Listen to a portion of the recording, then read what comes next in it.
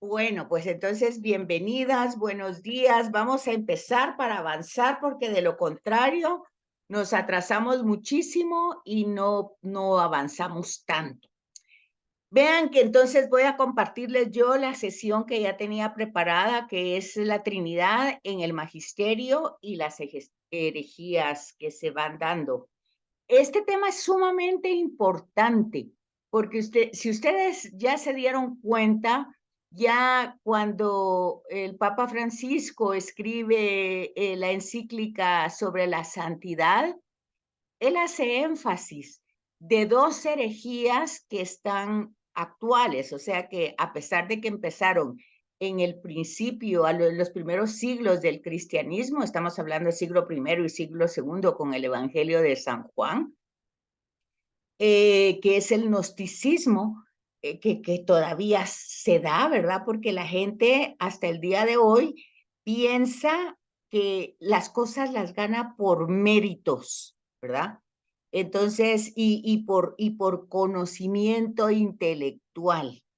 Entonces, y ya vemos nosotros que desde la teología, pues tanto la fe, la esperanza y la caridad son virtudes teologales. Quiere decir que Dios las da y que nosotros debemos pedirlas si no la tenemos. Entonces, es importante como que esto que vamos estudiando lo tengamos presente, ¿verdad? Porque a eso se debe de que nosotros confundamos nuestra fe y pensemos pues que tenemos o suficiente fe o suficiente esperanza o suficiente amor, cuando la teología lo que nos dice que al ser virtudes teologales que las debemos de pedir.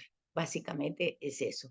Entonces, ¿por qué el gnosticismo? Pues porque las personas creen que estudiando mucho y teniendo el intelecto con mucho conocimiento van a conocer a Dios. Y entonces ahí nos damos cuenta que la revelación es el protagonismo lo tiene Dios, quien se da a conocer y se manifiesta.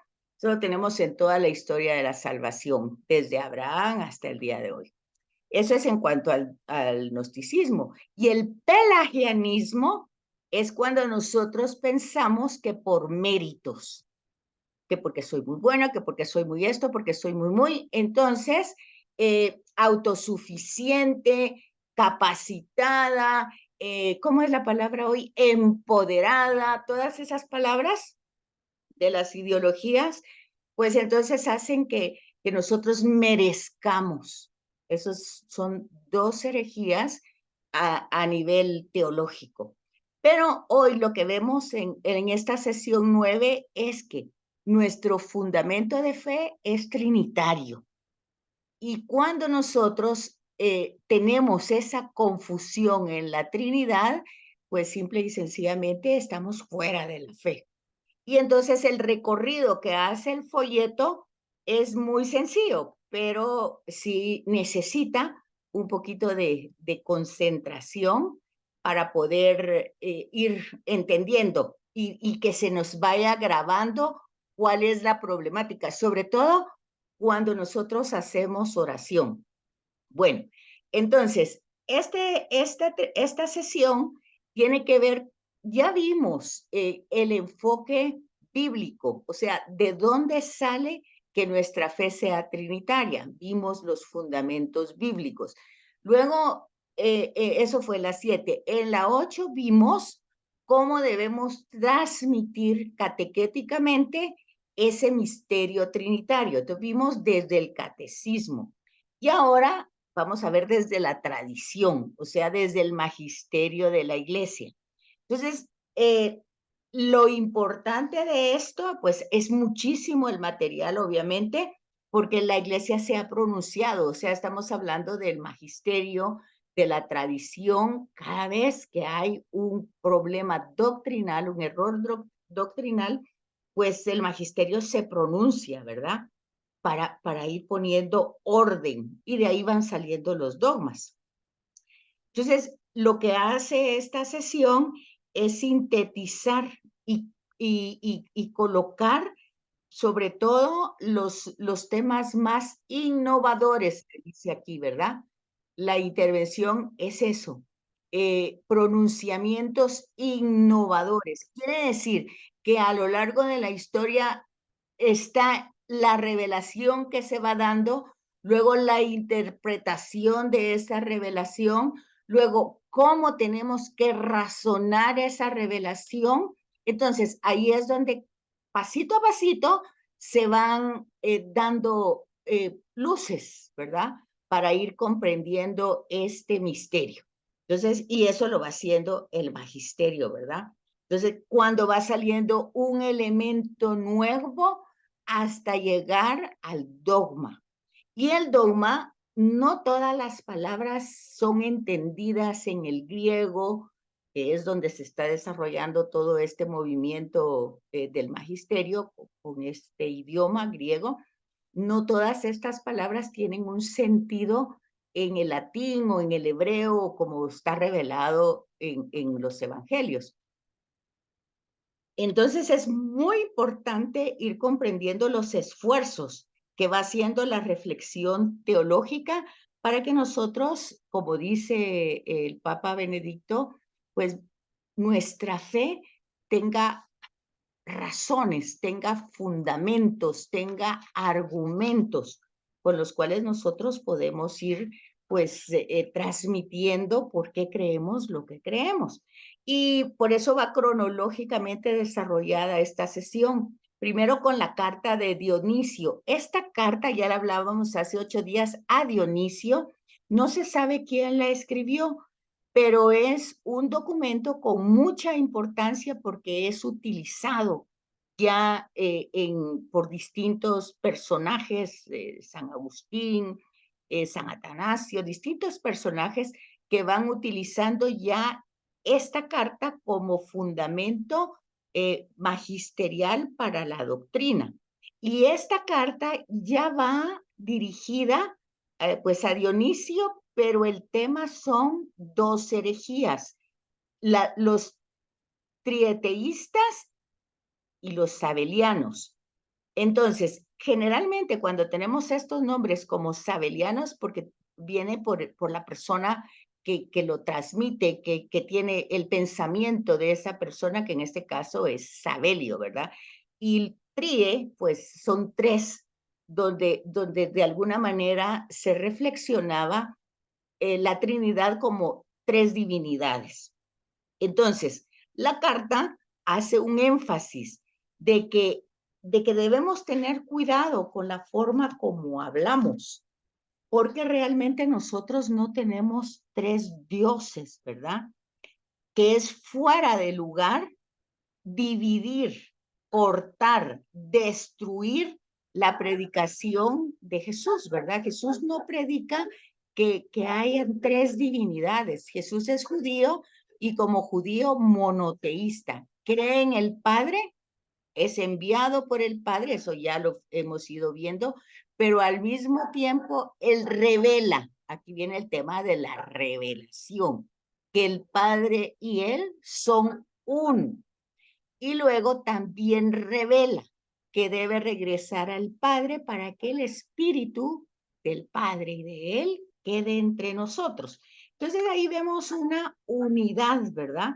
Que esa unidad tiene que encontrar una palabra, pero nosotros no podemos confundir esta revelación con tres potencias diferentes, sino que están unidas. Más adelante, con los siglos, pues va a aparecer la palabra potencias, hipóstasis y otras palabras que van a ir enriqueciendo la comprensión del misterio, ¿verdad?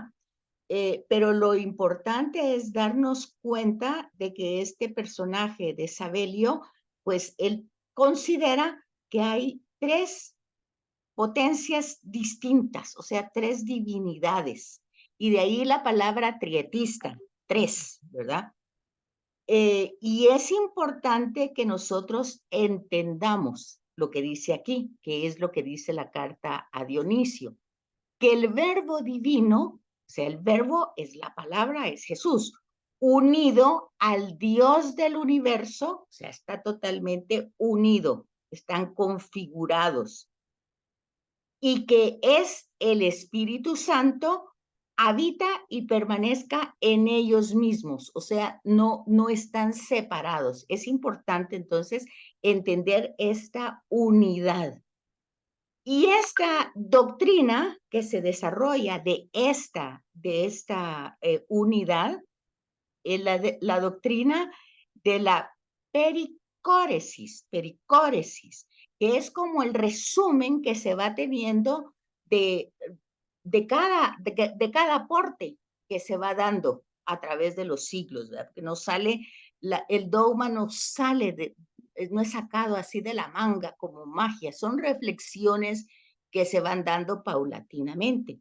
Y entonces esta doctrina va a llegar a la conclusión que estas personas, tres personas, están íntimamente unidas, o sea, inmanencia, permanecen íntimamente unidas, recíprocamente relacionadas, pero eso no implica que una absorba a la otra. O sea que aquí es una unidad ya más adelante va a salir ese concepto, ¿verdad?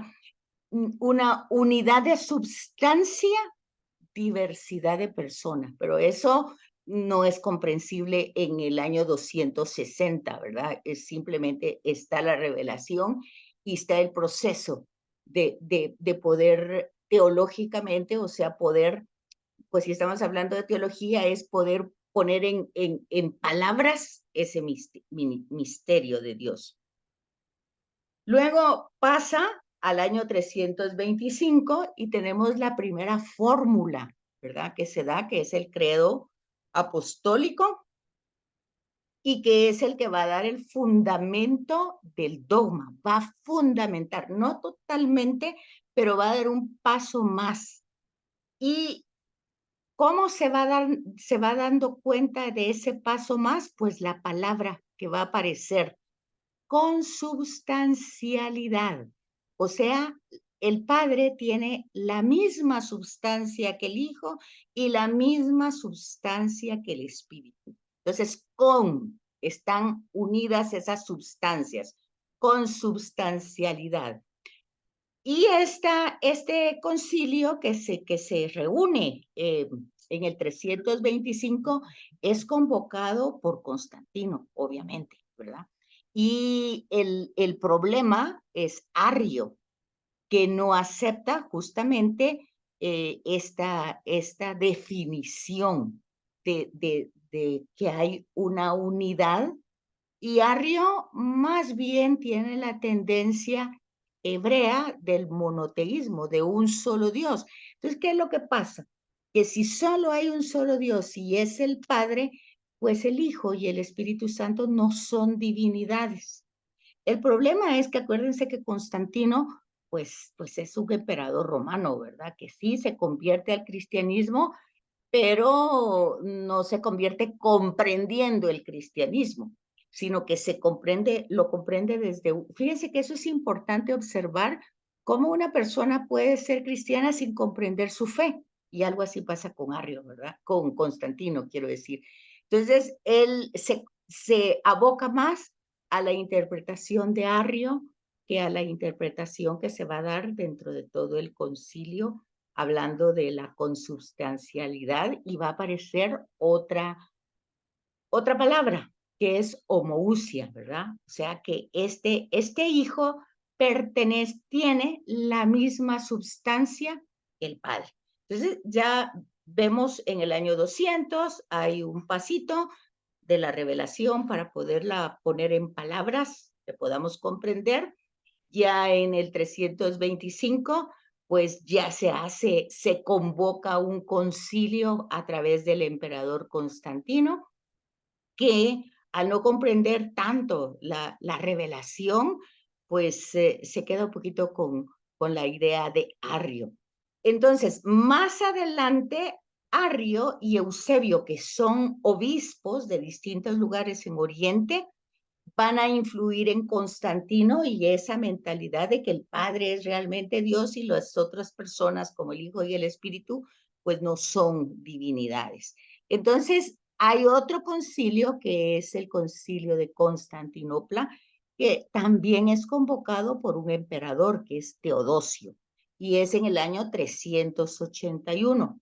Este continúa la reflexión hecha por Nicea. Y entonces aquí encontramos el segundo símbolo de fe o el segundo credo, ¿verdad? Que nosotros llamamos el credo niceo-constantinopolitano, o sea, porque lleva la base o el fundamento de Nicea, pero se va desarrollando. Este concilio ya tiene un valor ecuménico. ¿Por qué? Porque acuérdense que todo esto se está desarrollando en Oriente, ¿verdad? Y en este momento, pues ya se invita a Occidente ya con un representante, con un papa, pero fíjense bien, no es el papa el que está convocando, sino es el emperador, es Teodosio. Y entonces va quedando este credo o símbolo de fe que nosotros repetimos hasta el día de hoy, ¿verdad? Tenemos el primer credo, el apostólico, y luego este, que va desarrollando ya la doctrina del Espíritu Santo, ¿verdad? Señor y dador de vida, que procede, aquí viene la palabra, Gildita, procedencia. ¿De dónde viene? Pues viene del Padre y del Hijo, no es algo diferente. Entonces la doctrina ya va entrando con el Espíritu Santo y aquí entran tres personajes de Capadocia que son santos y son muy importantes, tienen desarrollada la teología de los primeros padres apostólicos y son San Basilio, San Gregorio Niceno y San Gregorio Nacianceno. Estos personajes están en este concilio y son los que van a desarrollar este credo que hasta el día de hoy repetimos. Y fíjense que es importante, porque muchas personas, cuando no comprenden este proceso teológico que se va dando, no para inventar algo, sino que para desarrollar en palabras actuales la revelación, lo que Dios ha revelado en su palabra. Cuando las personas no entienden este proceso teológico de la revelación, vienen a decirle, por ejemplo, esto lo inventó la iglesia hasta en el año 381. Antes del año 381 no se sabía nada ni del Padre, o sea, ni del Hijo, ni del Espíritu Santo. Bueno, Jesús sí, pero ante todo estaba el Padre Eterno. Y a Jesús, pues es otra cosa, y el Espíritu Santo, fíjese, hasta hoy dice el olvidado. No es posible que pudo ser olvidado porque está pues en la misma sustancia. Es como que a mí se me olvide el brazo, ¿cómo se me puede olvidar un brazo o una pierna? Forma parte del mismo organismo. Obviamente esto tiene que ver con catequesis, definitivamente, ¿verdad? Porque nos damos cuenta de que al no tener una formación, es decir, no llegar al tema gnóstico de pensar que es solo la ciencia y el conocimiento, pero tampoco dejar el tema tan abandonado que yo pues solo me dedique a los temas piadosos, y hay que recordarse que en el contexto histórico pues la gente de su época y de mucho tiempo después, todavía casi pues 2000 años, pues la gente, no todo el mundo sabe leer, sabe escribir, y ahí tienen ustedes cómo el arte se desarrolla para ir llevando pues el misterio de Dios a las personas, a evangelizar a través del arte, a través de la música, a través de la escultura, a través de la pintura. Pero otra vez tenemos el tema catequético,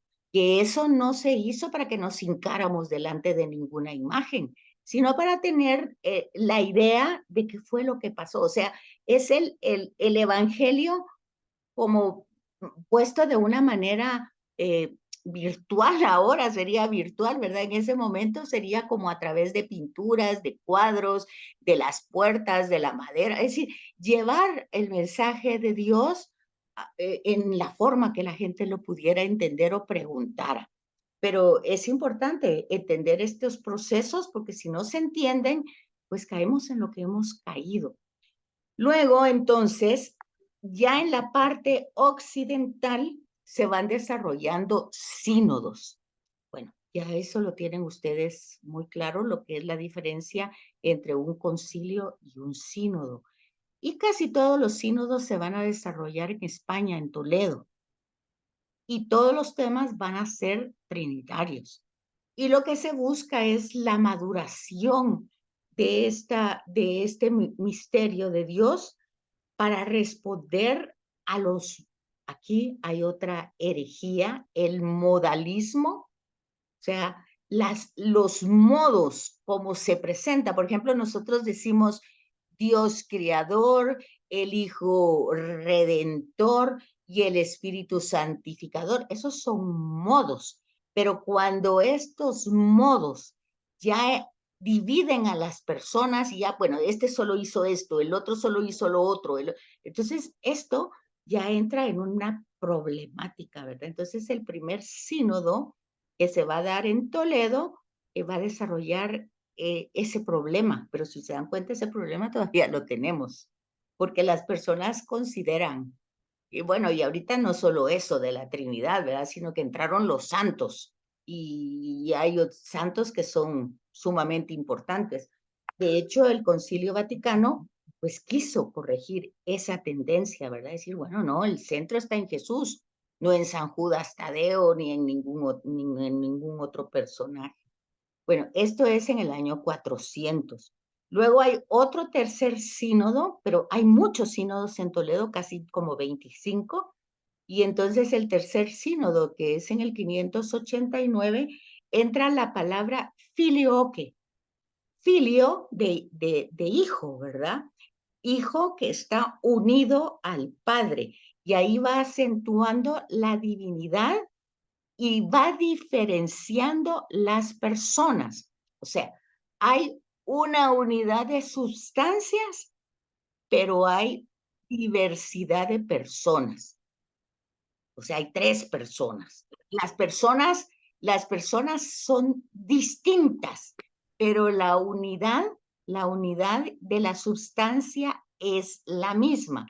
Y entonces, Gildita, aquí entra otra vez la palabra que aparece ya desde este año 589, el tema de filioque, que es entonces estas personas, filios, están unidas por el Hijo, proceden una del otro, ¿verdad? O sea, el Hijo procede del Padre, y el Espíritu procede del Padre y del Hijo. Entonces están totalmente unidas.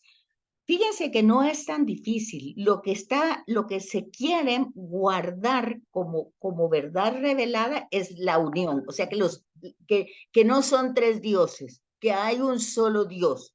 El problema es el lenguaje, si ustedes se fijan. Y el avance son palabras filosóficas, ¿verdad? Son palabras que la filosofía, o sea, el pensamiento, va desarrollando para poderla utilizar. Luego tenemos el 11, otro sínodo en Toledo, y aquí ya entran con numerales del Décinger. El Décinger es esta abreviatura de H, que es como lo que se va recopilando, lo que se va recopilando de cada etapa, lo que va pensando el magisterio, lo que va transmitiendo, las palabras que se van desarrollando, que van apareciendo en distintos momentos de la historia y que se van colocando en un numeral. Entonces aquí tienen Décinger 525, Décinger 568, en distintos sínodos. Entonces, en este 11 sínodo, o sea, quiere decir que han habido 10 antes, pero que no, si no lo tenemos aquí, es porque no se ha tocado el tema de la Trinidad. Hay otros temas importantes también en el magisterio. Y entonces aquí, en este 11º sínodo de Toledo, se habla de la paridad de las personas divinas. Están a la par. Bueno, esa es otra palabra, ¿verdad?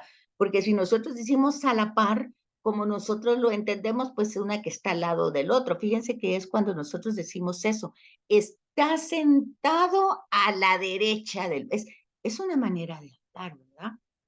Pero ya ahí esa paridad se le puso un lenguaje, unas palabras, pero nosotros debemos entender que es una manera de decir como decir, es mi mano derecha. O sea, cuando nosotros sabemos que la mano derecha es muy importante porque si somos diestros, ¿verdad? Pues nos sirve para todo.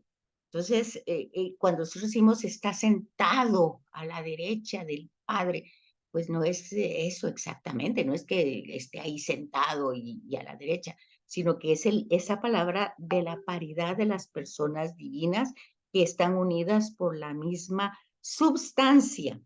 Y fíjense qué importante en este sínodo, no hay rangos, no hay rangos diversos entre ellos.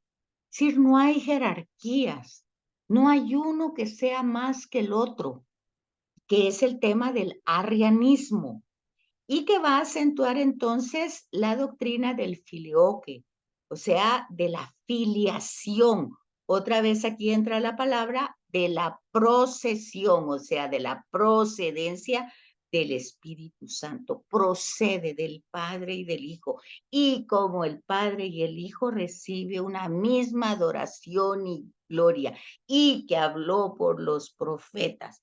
Y bueno, entonces ahí tenemos todo ese lenguaje que está hablando de una procedencia, pero de una misma substancia. Luego tenemos el otro sínodo de Toledo, que es el 16º, y aquí ya da otro paso. Está centrado en las relaciones, en cuanto una persona se refiere a la otra. Y esto es sumamente importante, porque cuando se habla del Padre, se habla del Hijo, se habla del Espíritu, no se está hablando solo del Padre. Cuando se habla del Hijo, se habla del Padre y se habla del Espíritu Santo. Entonces está esa inmanencia de substancia que en otra palabra va siendo el amor, ¿verdad? El amor es esa substancia, es esa, fíjense, hasta aquí no ha aparecido la palabra esencia, ha aparecido la palabra substancia, para que ustedes se den cuenta en ese desarrollo. Fíjense que estas herejías ustedes las estudiaron en Cristología, tuvieron que haberlas estudiado, pero es importante que no se nos olvide. Luego hubo un consistorio, vean ustedes, todo esto es para mantener esa revelación, ¿verdad?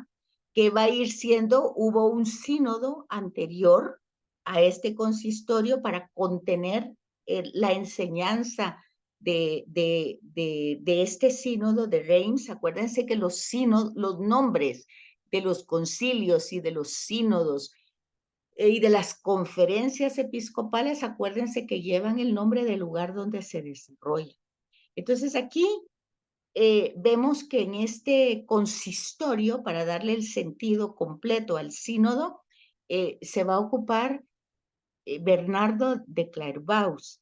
Y este es el que va a, pues no defender, ¿verdad? Va a aportar riqueza para la doctrina, que es la de Gilberto de Porré, que él de alguna manera piensa pues que las personas se pueden dividir según la naturaleza, ¿verdad? Entonces, Gilberto dice que ningún teólogo debe dividir la naturaleza y la persona.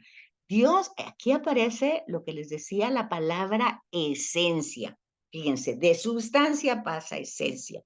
Dios es su misma esencia. O sea, la misma esencia del Padre la tiene el Hijo, la tiene el Espíritu. Habíamos hablado anteriormente de substancia.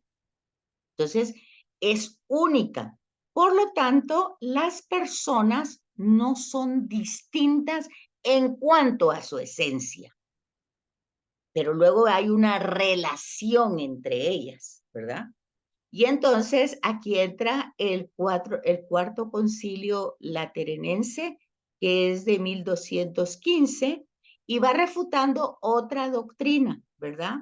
Que es de este Joaquín de Fiori, que Dios no debe considerarse como un colectivo, como una colectividad, ¿verdad? sino como una misma esencia, que es lo mismo hablar de una unidad de identidad en la naturaleza.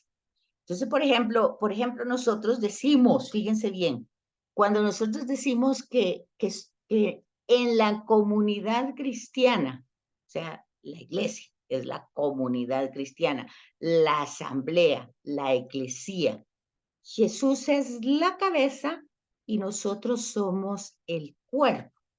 Aquí no lo estamos viendo como una colectividad, sino como un organismo, ¿verdad? Un órgano que funciona todo con la misma sustancia, por eso vamos a decir que la iglesia es santa, porque su cabeza es santa, que es Jesús, que es Dios, y los miembros es el pueblo, es el pecado, ¿verdad? Somos pecadores, pero es Dios que santifica a su asamblea, a su comunidad.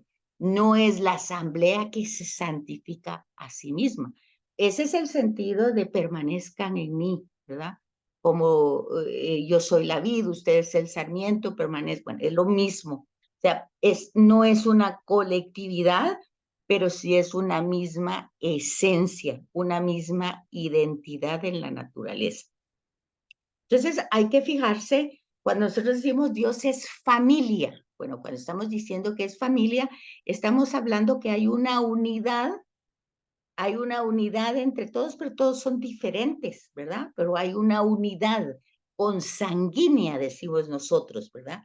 Hay una consanguinidad de padres, hijos, primos, hermanos, bueno, está consanguíneos, hay una afinidad.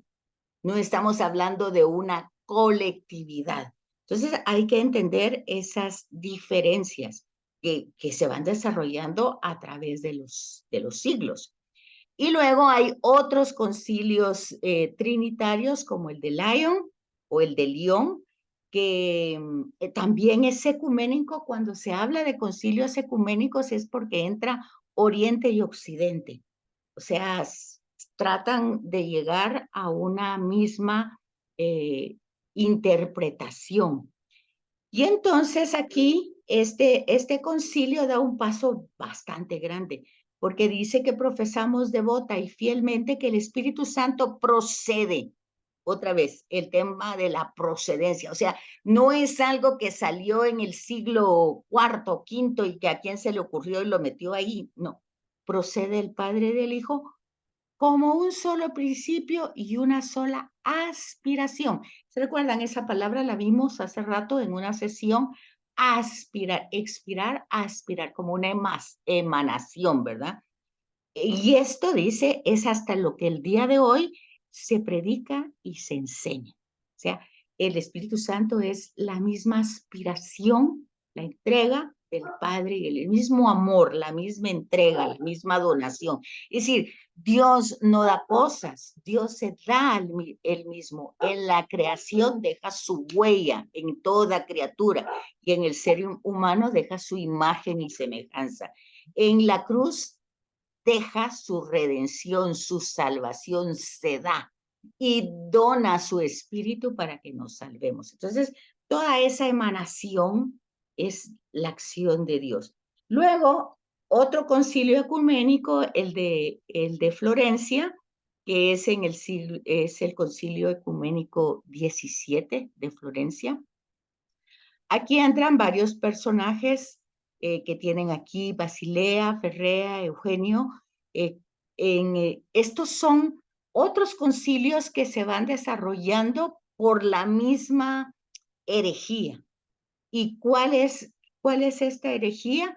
Pues que cada comunidad cristiana tenía su forma de interpretar. Eso no es nuevo, porque por eso tenemos 4 evangelios, porque son 4 comunidades diferentes. Está, por ejemplo, eh, eh, Mateo para los judíos, Marcos para los romanos, Lucas para los griegos y Juan está para la parte norte, o sea, para la parte de Libia, Siria, toda la parte norte que se va a desarrollar para el Líbano. Entonces, estas comunidades tenían distintos ritos. siempre desde la mentalidad griega. Y entonces este concilio une, acepta, entiende, comprende, aunque hayan algunas diferencias en el lenguaje, todos los ritos armenios, coptos, sirios, caldeos, maronitas, y tienen 3 decretos importantes. Esto no me da tiempo porque si no ya no va, pero lo tienen muy claramente aquí en la parte, antes de que dice herejía, en su folleto, tienen los 3 decretos, el A, el B y el C, para que ustedes lo lean y vean cómo es que se llega a aceptar cada rito en sus distintos movimientos. Lo tienen, yo no tengo página, pero está en el numeral 6, donde habla del Concilio de Florencia. No sé si ya lo tienen ahí. Y luego tenemos la última encíclica que tenemos de la Trinidad, que es ya muy cercana, del Papa León XIII. Este papa es importantísimo porque es el que va desarrollando la doctrina social de la Iglesia. Y entonces, fíjense qué importante lo que dice este papa. El culto a la Trinidad en su unidad, fíjense, jamás se ha separado a las personas consideradas en Dios. Pero fíjense bien, no hay una fiesta al Padre Eterno, no hay una fiesta al Padre Eterno. Pero sí hay muchas fiestas de Cristo, ¿verdad? Ahorita vamos a tener el de Cristo Rey, Cristo Rey. Vamos a tener Jesús que nace. Vamos a tener distintas fiestas de Cristo, ni una del Padre. Entonces, ¿cómo se razona esto? Bueno, porque dice aquí, hay fiestas para Cristo, pero todas las fiestas de Cristo se refieren al Verbo encarnado, o sea, se refieren al Padre.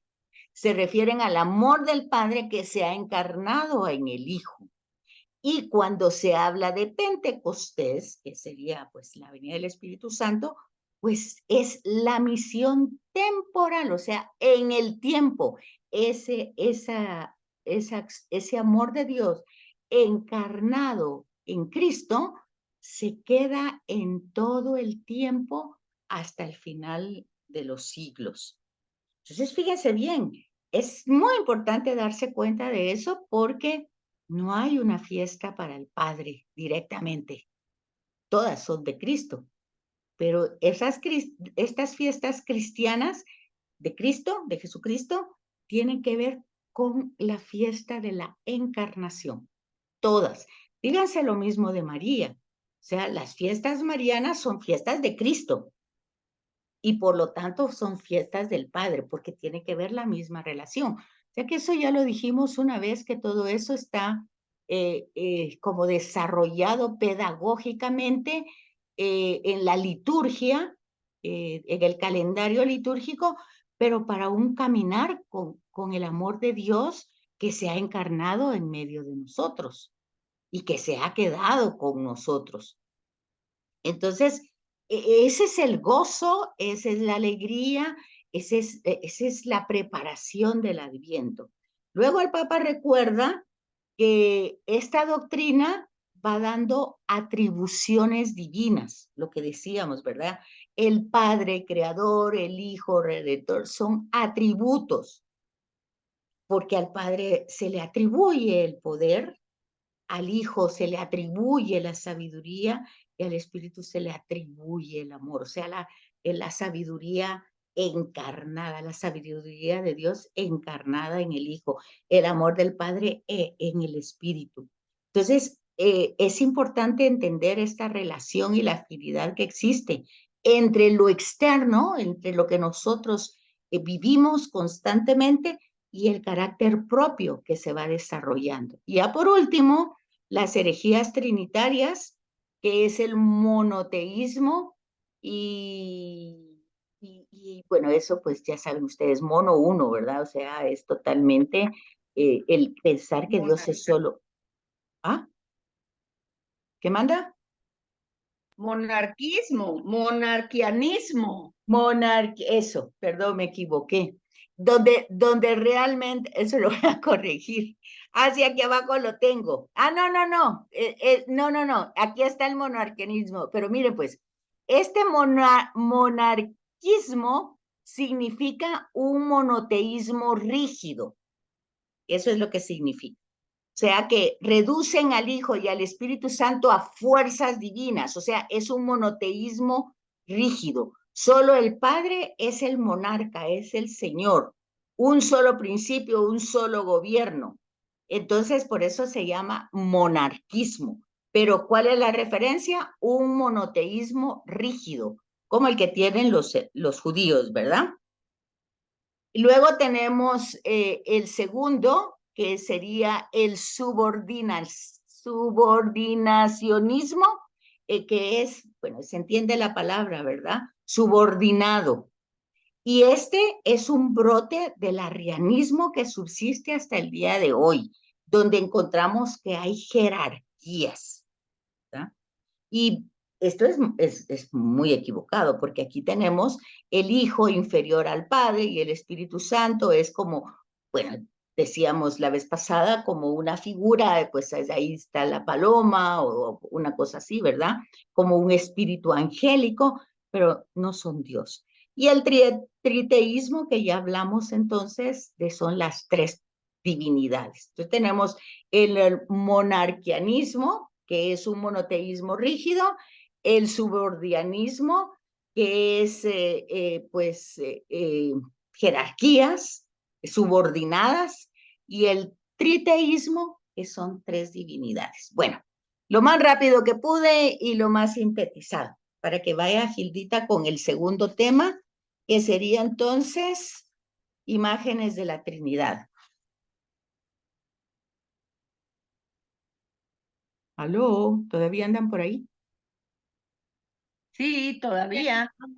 Sí, aquí presente. Bueno, yo, bueno, tú unas pues preguntas traté hasta aquí.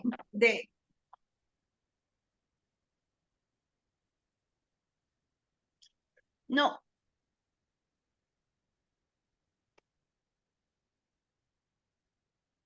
yo creo que solo yo tengo abierto mi micrófono, pero Hilda, ya en fin. no te estamos oyendo. ¿A quién? ¿A quién? No me escuchan. No, Yo sí te ahorita escucho. ya, ahorita ya. Sí, sí te Bueno. escuchamos, Gildita. Vaya, entonces yo voy a hablar sobre las imágenes de la Trinidad, que yo traté de hacerlo lo más breve posible, como me caracteriza que yo todo es breve. Bueno, las imágenes de la Trinidad, dice. Ay, Dios mío. ¿Cuáles son el valor de las imágenes en la teología? Que los padres y después los teólogos en la Edad Media usaron muy ampliamente y libertad las imágenes para describir el misterio de la Trinidad, basándose en el principio de que la creación es participación real de Dios. Y ya que Dios es una Trinidad, se debe reflejar el modo de ser de Dios en la estructura de la realidad. Y ya que la Trinidad es su mismo ser de Dios, debemos encontrar una huella en las cosas creadas por Dios. Por Dios, Padre, Hijo y Espíritu Santo. Los teólogos aplican la analogía de la fe, porque la fe es la que cumple esta operación que por medio de la razón para poder proceder y de la creación para tener un punto de comparación. Esto siempre se ha dado en la iglesia, que nos da imágenes para que nosotros podamos comprender. Exacto. Tal vez no en su totalidad, pero necesitamos algo que nos ayude a nuestra comprensión. Así es, esa es la Dice, la analogía de teología la fe. Sí. En la teología actual se prefiere denominar como metáforas a las imágenes porque estas nos permiten captar el sentido del misterio divino. aunque no todos, sino únicamente sirven para indicarlo, pero no lo pueden dar. Las imágenes no son paganas, sino conversas, y nos permite de ser comprendido. Las imágenes son complementarias en relación con la verdad conocida con la fe. La Trinidad se trata de imágenes descriptivas que nos muestran algunos de sus aspectos para ofrecer a la imaginación la presentación de las relaciones entre las personas. No pretenden ni pueden explicar la naturaleza de lo que presentan. Muy bien. Entonces tenemos aquí varios de los grandes doctores de la iglesia que nos presentan los estudios sobre lo que ellos han escrito sobre las imágenes de la Trinidad. Y tenemos en primer lugar a San Agustín. Dice que San Agustín presenta muchas imágenes, pero solo nos vamos a presentar las principales, que es el amor, los amantes y el espíritu del hombre. La imagen del amor, dice. Él tiene predilección por esta imagen porque afirma que en todo amor ya se experimenta a Dios y se capta la Trinidad. Porque no puede existir un amor verdadero sin una referencia real a Dios, sin que haya participación del vínculo de amor con Dios, porque Él es el amor verdadero. O se ama por concupiscencia, y entonces no puede ser amor, aunque se piense que sí lo es. La concupiscencia es egoísmo, por tanto es un desorden que daña al amado y al amante, por lo cual el verdadero amor es solo el amor que procede de Dios. El amor verdadero, libre de egoísmo, es posible solo cuando uno está como cosa primera en el amor de Dios. Solo de esta forma es posible amar con un amor en la caridad, en la que vemos tres elementos: el que ama, el amado y el amor. O sea, el que ama como el del que procede, el amado a quien se dedica, y el amor, la cosa que es el amor. Y entonces, y el amor es la representación de la caridad. Y entonces, si tú ves la caridad, ves la Trinidad. Ajá, en estos tres elementos. En el que ama, el amado y el amor. Muy bien. Ahí está la referencia de San Agustín a la Trinidad. En el hombre hay un deseo que lo impulsa a buscar siempre el bien. Solo si encontramos el bien verdadero, encontramos el amor. Ama a Dios sobre todas las cosas es el primer mandamiento de la ley de Dios. Amar en el orden significa amar primero a Dios, después al prójimo, y por Dios es el fin último, el amor supremo. Todo amor es verdadero a partir de este orden cuando se ha hallado el primero. El amor a Dios y al prójimo y hacia nosotros no lo podemos separar. La razón es que no podemos amarnos a nosotros y al prójimo de modo ordenado y verdadero sin amar primero a Dios como punto de referencia. Otra que presenta San Agustín es la imagen trinitaria del amor, como el amante, el amado y el amor. Y él afirma que en la experiencia del amor captamos una triple realidad que nos puede dar una idea de la Trinidad de Dios. El amor implica uno que ama algo, y con el amor se ama algo. Entonces vemos tres cosas: aquel que ama, lo que es amado y el amor mismo. Porque no amo el amor si no lo amo amante, porque no hay amor donde no hay algo amado. porque siendo distintos son la misma cosa en la realidad del amor. Amante, amado y amor. Por lo tanto, si falta uno de los tres, el amor deja de existir. En esta imagen de San Agustín hay una desventaja, porque el amor es un acto, pero el amante y el amado son sujetos. No presenta bien la identidad de las personas con su naturaleza divina. Ahora vamos a ver lo que dice Santo Tomás. Santo Tomás de Aquino. Ujú. Jesús María, ya lo perdí.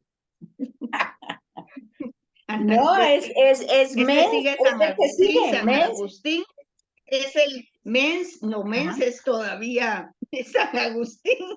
Ay, No. no, Santo Tomás de Aquino dice. Sí. Él utiliza una única imagen para presentar el misterio trinitario y Ujú. podemos decir que es original en su contenido. Pero se trata como de una reelaboración de lo que presenta San Agustín, Así es. que es mens, noticia y amor. Ujú. Según Santo Tomás, en toda naturaleza espiritual se dan dos operaciones, el conocimiento y la voluntad. En Dios, naturaleza espiritual eminente, hay dos operaciones, el conocimiento y la voluntad.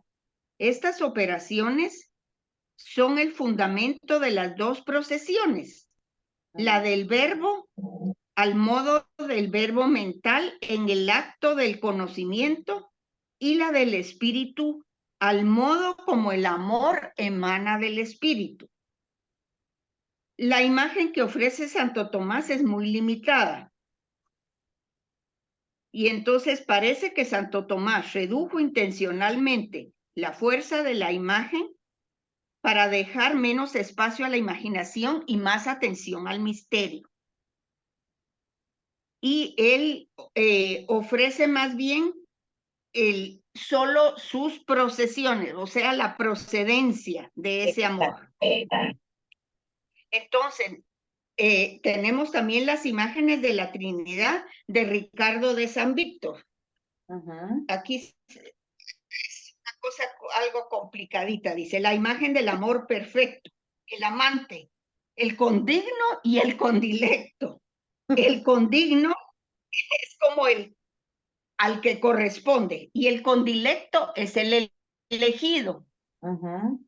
Entonces, siendo Dios la suma bondad, debe también ser la caridad suma o caridad suprema.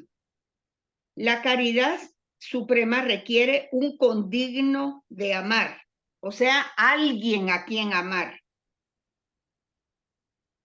Una persona divina, por tanto, no podría mostrar el amor supremo por una persona que no poseyese la divinidad.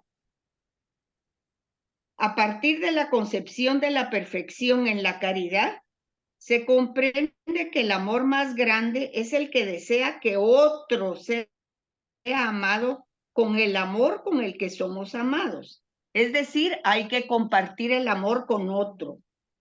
Por lo tanto, en Dios hay un condilecto, o sea, el condilecto es el elegido, igualmente digno que los otros dos. Esta elección, en el momento en que estén las personas, permite que expresen y comuniquen el máximo de su amor y de su alegría. Por tanto, esta elección es esencial para la caridad misma y es lo que la caracteriza. Y esa es la verdadera originalidad de lo que intuye este Ricardo de San Víctor. Con esta imagen presenta a Dios como el sumo amor y a las personas como amante, condigno y condilecto. Ya dijimos que el condigno es el correspondiente y el condilecto el elegido. Y entonces hace recaer fuertemente el acento sobre las personas y sobre la necesidad que el amor requiere en cuanto que existe en su perfección. La teología de Ricardo acentúa mucho las personas y las procesiones, o sea, las procedencias, y sufre un poco por lo que respecta a la unidad de Dios. Entonces, a causa de esta imagen, él habla de la procesión del Espíritu como aquel que procede de los dos. Exacto. Bueno, Muy bien. entonces, aquí hay él también habla del amor gratuito, el amor debido y gratuito y debido. Ah, Wow. Bueno, después del argumento de la bondad de Dios, Ricardo pasa al de la felicidad de Dios. En el ajá, amor estamos felices y claro. esto se verifica en Dios de modo supremo, pues Él es el amor sumo, el amor infinito. Pero no hay amor plenamente feliz si no hay correspondencia de este. Por tanto, en Dios no se puede pensar que su amor de suma caridad libre y gratuito no sea correspondido por alguien más mediante la gratitud. La suprema felicidad de Dios requiere que en él se dé la presencia del amor gratuito, el del Padre, y del amor debido, en correspondencia, el del Hijo. Así el amor gratuito y debido se le comunica a un tercero que recibe a ambos en sí como plenitud de la felicidad. Y entonces este que recibe a ambos es el Espíritu Santo. Y es el que se nos da a nosotros para que nosotros nos gocemos de esa felicidad, pero hay que pedirlo. Porque si nosotros creemos que lo tenemos, pues ya nos dimos cuenta que no. Perfecto, Gildita. Ahora te falta San Entonces Buenaventura. ahora son San Buenaventura, dice. Las tres facultades que utiliza San Buenaventura es la memoria, la inteligencia y la voluntad. Ajá. Y entonces San Buenaventura dice que retoma de San Agustín la Ajá. imagen de la Trinidad vista en las tres facultades espirituales del hombre, la memoria, el entendimiento y la voluntad. Porque cuando el alma está próxima a Dios, como la memoria con sus obras nos conduce a su eternidad, la inteligencia a su verdad y la voluntad a su bondad suprema. Eso es precioso. Mira, eso es precioso, porque lo que está diciendo San Buenaventura es esto. La inteligencia siempre va a buscar la verdad, siempre. Y la voluntad siempre va a buscar el bien, siempre. Entonces, ahí ves cómo el libre albedrío enreda todas las cosas, ¿verdad? Porque obviamente la inteligencia va a buscar el sumo bien. ¿Qué puede buscar? Pero cuando ya nos confundimos viendo el bien en otro lado, pues ya estuvo la cosa.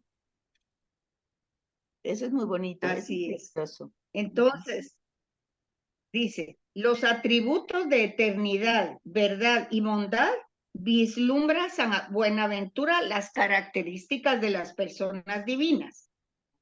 Y entonces esto nos da la posibilidad de representar a la Santísima Trinidad con esta imagen. Entonces, de la memoria nace la inteligencia, que es su hija. De la memoria y de la inteligencia se expira, o sea, se sale el amor como vínculo entre ellas dos. Estas tres potencias son consustanciales, coiguales y simultáneas y se compenetran recíprocamente. Y entonces otra imagen que utiliza San Buenaventura es la del sumo bien, que es emanado y por tanto es sumo amor. Aquí dice que es difusivo, pero eso quiere decir que es emanado. Sí, difundido. Tal imagen, sí. ¿Perdón? Difundido también. O sea, emanado, difundido, esparcido. Sí. Así. Tal imagen se apoya sobre la consideración de la emanación del bien, que en el caso de Dios es el bien supremo. Y por tanto, la suma difusión. El Hijo y el Espíritu son la difusión necesaria de Dios, que es propia de su naturaleza, de su mismo ser Dios. En la naturaleza divina se contiene también toda difusividad voluntaria, facultativa y libre hacia las criaturas. Por lo tanto, esa difusividad que no puede jamás agotar toda la emanación de Dios. La difusión necesaria, o sea, la emanación necesaria en Dios, es además descrita como gratuita y debida. Gratuita como finalidad del Padre y debida como respuesta del Hijo, que ha recibido todo del Padre. Y la síntesis de los dos amores, el Espíritu Santo, es la emanación del amor como un vínculo. Perfecto. Este es muy, muy bonito, esta Lindo, presentación que hace es San precioso. Buenaventura, me parece muy linda. Es bello. Y entonces aquí el último es Cristo, que es presentado por San Buenaventura como la imagen más perfecta de la Trinidad. La unidad de Dios es captada donde el principio se anuda con el fin, donde el creador se une a la criatura, el factor a la factura, o sea, el factor como principio, como hechor, como causa, a la factura, lo causado, como lo que se hizo. En la humanidad de Cristo se encuentra esta admirable unidad y reunificación, que es trascendencia divina y presencia en la criatura. Si contemplamos la divinidad de Jesús, percibimos la misión divina, que es el envío del Hijo, que es Dios, y se desvela ante nosotros la Trinidad de las personas. Entonces recordamos que las misiones divinas manifestadas por Cristo son nuestro punto de observación y de partida. Entonces contemplamos las misiones divinas para poder desarrollar la teología trinitaria. O sea, las misiones divinas es el envío que Dios les dio.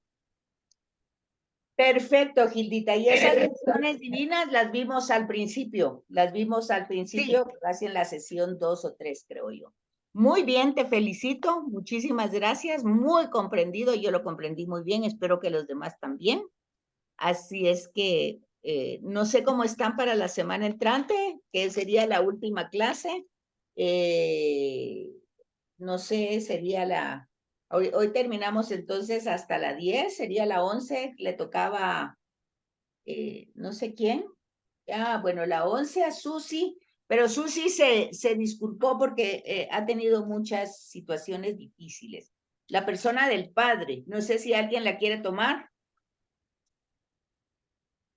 Luego está la persona del... Yo la tomo. ¿Quién, Sandrita? Sí. Ok. Luego la persona del hijo, Rocío, ¿estás por ahí? Y seguíamos con Chochi, que es la Espíritu Santo, que ya estaba ya dada. Entonces terminamos prácticamente ahí. Luego tenemos las últimas dos, que ya sería otra vez el resumen prácticamente que hemos visto en las herejías, que es lo que aquí va a presentar la doctrina de la pericoresis, y luego el magisterio de la iglesia, que prácticamente ya lo vimos. Solo faltarían esas tres para la semana entrante. ¿Estamos? Okay. ¿Dudas, preguntas? Hasta aquí. Intenso el curso, ¿verdad? Sí. Pero es precioso, de verdad. A mí me ha encantado. Mucho. A mí me ha encantado muchísimo. Así es que muchísimas gracias por su atención. Que tengan un feliz día de gracias. Ya me pasé 7 minutos, pero parece que nadie se me va. Hoy nadie va a entrar a mi otro curso, creo yo. Sí, no ha ingresado nadie, ¿verdad? A estas horas No. ya hubieran ingresado. No, bueno, entonces me salgo ahorita para ya no atrasarlas más y feliz día. Cuídense mucho. Un abrazo. Gracias, Betsaida. Adiós, Nos hasta vemos pronto. la otra semana. Gracias, Betsaida, muy A la amable, orden. gracias. Que Gracias, tengan un Hilda, buen fin de también. semana.